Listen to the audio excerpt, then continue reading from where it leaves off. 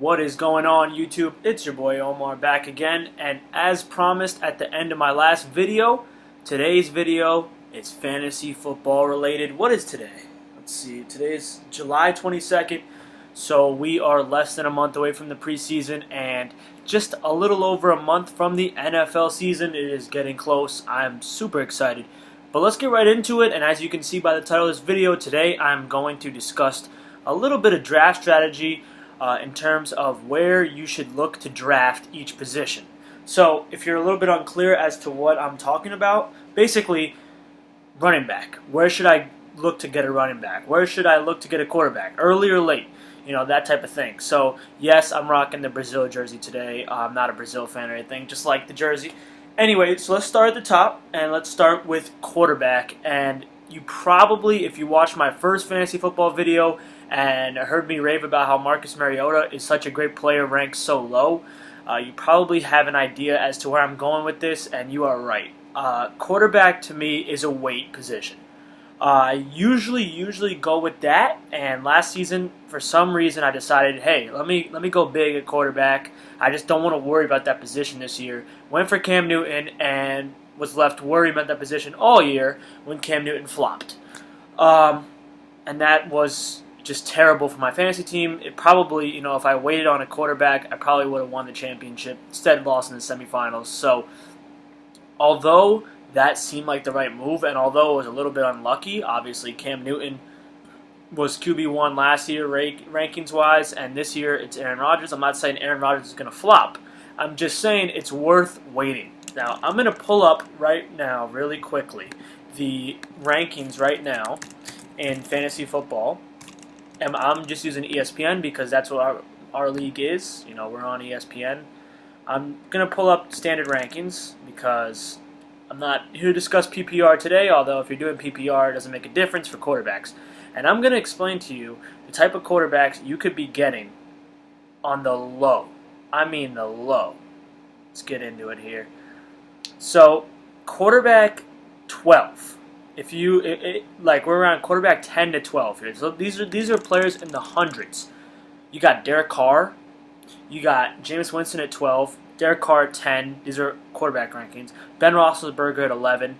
These are pretty good players. I mean, Derek Carr was great last year. There's Matthew Stafford here at 125 overall and number 13 quarterback. Phillip Rivers, the 14th quarterback. So, to me, it's a year where it's worth waiting. Of course, you don't want to have issues at the quarterback position where the most points are going to come from. But at the same time, there's so many good quarterbacks later in the draft. Rodgers and Breeze, those guys are great, and if it does work out, don't be afraid to take them. But at the same time, you should be looking to wait. Now, running back is the exact opposite. Do not wait on running back. I'm so tired of hearing people talk about this zero running back theory and that you should take 2 wide receivers to start your draft. I don't know who came up with that, but it's a horrible idea. I don't understand why anybody would try to do that. Running back, the reason why you want running back over wide receiver is simple. It is very, very hard for 2 running backs to put up fantasy sufficient and, just effective fantasy seasons on the same team. Doesn't happen very often. Last year, you look at it, Devontae Freeman and Tevin Coleman, you could say, did it with Atlanta, a.k.a. the best offense in the league, so that's a big part of it. I'm trying to think, other than that, there's not one that comes to my mind. In terms of backfields where there was 2 fantasy effective backs, of course, everybody thought that was going to happen in Cincy, and Giovanni Bernard tore his ACL, so we don't really know. But it is very hard. 1 or 2, maybe 3 teams a year have 2 effective fantasy running backs on the same team. How about wide receiver? I mean, just look at last year, right?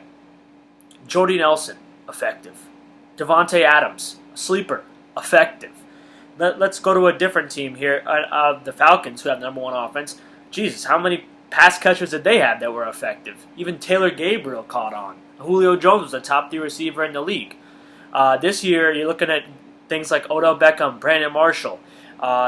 Still in Green Bay is going to be a great one. I'm just going through the divisions right now in my head. I mean, you think Brandon Cooks, now that he's on the Patriots, obviously he gets a boost, but do you think he's going to be the only fantasy sufficient? Even Chris Hogan was pretty solid for some teams late in the year last year, with Edelman there And it's just wide receivers. There's a reason in this passing league why you don't go zero running back, and that's because there's 3 wide receivers on the field on pretty much every play at least. So, there's teams that are throwing for 5,000 yards, 4,500 yards. It is much easier to find a wide receiver than a running back. Also, running backs tend to get hurt more often just because of the grueling position they play. So go get yourself running back. If you can, do it in the first 2 rounds. Get 2 running backs right off the bat. That's what I like to do this year. I'm looking at, guys like Jay Ajayi, Melvin Gordon that can slip into that second round that I think are still, solid backs. As for wide receiver, man, just wait. Be patient. I don't know about you guys, but there's a lot of wide receivers down here near 100 that I would not be upset having on my team. Here at wide receiver 40, right? Wide receiver 40 is Willie Snead.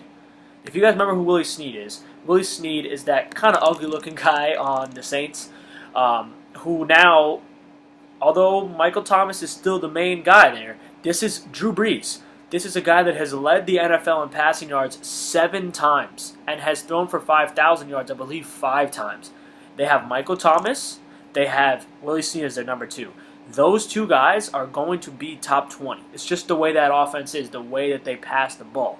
So, I'm going to find some more names here down low in this list. Here, we're looking.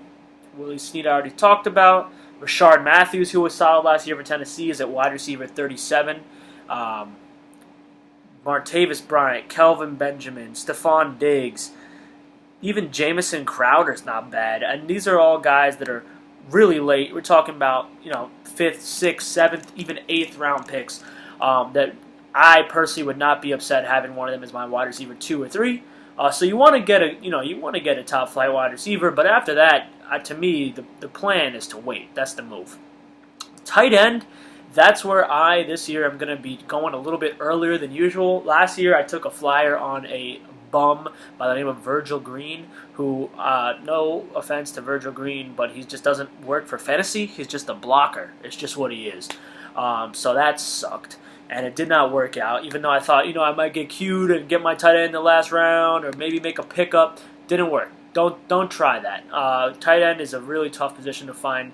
There are some guys, obviously some rookies that could be effective. O.J. Howard, Evan Ingram on the Giants is a guy that everybody's been raving about. But to me, it's Kelsey, it's Olsen. It's not Gronk. It's not Reed. Those 2 I'm not touching. But Kelsey, Olsen, right there, those 2, I'd love to have one of them just because tight end is just it's a position where you're not looking for much of your production. It's you're not looking for a tight end to carry your team, but at the same time, if you can't find yourself a productive tight end, it's going to be one of those little things that just pokes and prods and bothers you all season.